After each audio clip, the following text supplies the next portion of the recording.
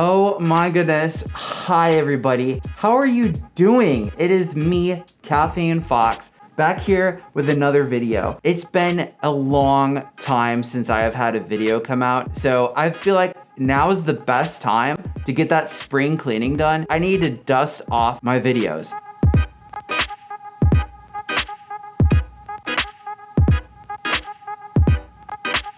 Yeah. It's exciting. It's exciting getting a chance to do this again. I've been super busy, especially after our local convention, Gateway Furry, just ended. It has been incredibly busy. And I also needed to just de-stress. I needed to de-stress all those negative Fox emotions from helping to run a con. Look, I'm not saying that GFM was bad by any stretch of the imagination. GFM was actually really fun. It's just, it took a lot out of me. It took my spirit out of me. Just hashtag, convention staff things. So I've been thinking about what it would be like to actually meet your fursona in real life. Now I'm talking about you as yourself. You're just sitting inside of a cafe and your fursona just busts through the door and you just make eye contact. On one hand, it would be super exciting to meet your fursona, but also it would be a little weird because the furry fandom and all the art is usually like super cute for the most part, despite it being animals. So the first thing that a lot of people probably don't consider is your fursona probably doesn't smell great. Look, I don't really know what kind of bathing ritual your fursona has,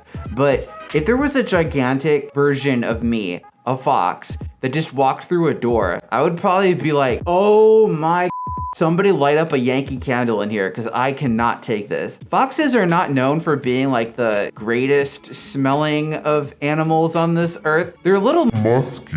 It's just a part of like who they are. Like that's how they like say, this is my land and this is your land. Yeah, foxes are just nature's version of a Bath and Body Works candle that is not great. The first thing I would definitely notice is the smell. Look, I'm not taking into account like everybody's fursona backstories. This is if you met a version of yourself just right there and then without any of the extra, yes, I use pumpkin spice body wash every day. No, none of that. Another thing too is my fursona would actually be a lot taller than I am because of the ears. Definitely be a little odd because if I were to stand next to my fursona, I would still be short. I also don't even know how you would approach that subject if you saw your fursona in real life. Would your fursona recognize you as being a part of itself? Or would you just have a moment when you make eye contact in that hypothetical cafe where you're like strangers, but you feel like you've seen each other from somewhere? This is a little strange because I've never really thought about this, but it would be a little odd. If a giant animal just happened to walk into this, let's just keep using this cafe as an example. I don't know why, I really love Caffeine. I feel like somebody might call animal control, and I'm not entirely prepared spiritually if animal control were to show up and cart my other self off. I'm just trying to enjoy a nice biscotti or scone, and I'm seeing my other half just leave. Like, that would be heartbreaking to me. You would have to have a sequel, obviously, where you go and rescue yourself from that animal shelter. That would be a perfect idea for like some Netflix show. Also, if I were to meet my fursona has a lot more energy and I just can't deal with that. I'm normally just super chill. I am actually really chill most of the time, but my character has a lot of energy. And if I were to see like a hyper vibrating fox just walk through the door, I would like freak out because this is just a lot. Like I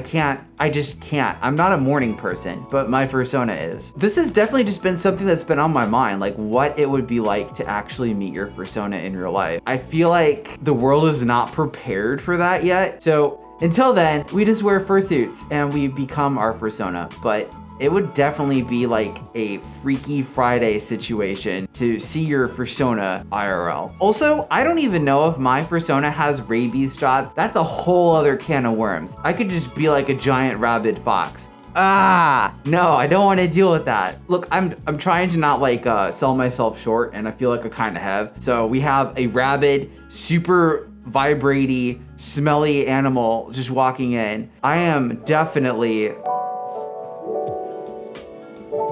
an amazing fox. I feel like it might be easier if somebody had a protogen fursona. Like, you know in your head that it's your fursona, and after you get past that shock, you could just say, Oh, look at that robot that Sony unveiled that they're testing out. Like, it's so realistic. It knows how to go up to the counter and order things. Lots of beep boop, lots of ones and zeros. It's amazing. But any other species would be kind of a hard sell. So yeah, thank you everybody for just sitting with me on this weird rambling video where I have an existential thought that may or may not turn the fandom on its head. Next time you're at a cafe or just chilling at a restaurant, just imagine what would happen if your fursona came into those doors. How would you react? How would your fursona react? Let me know in the comments down below. If you like this video, don't forget to like and subscribe, and Yes! I will see all of you on the next video.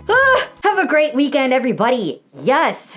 I'd like to give a huge thank you to the following Gold Egg patrons: Keys, Chase Husky, Ashira Pony, Moodle, DH, Apollo Bunny, Dynamo, Emerith Cantonine, and Cinder Kitten. Thank you so much. And thank you to all of my other patrons and supporters as well.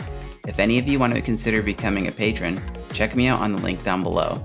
Oh my goodness, thank you.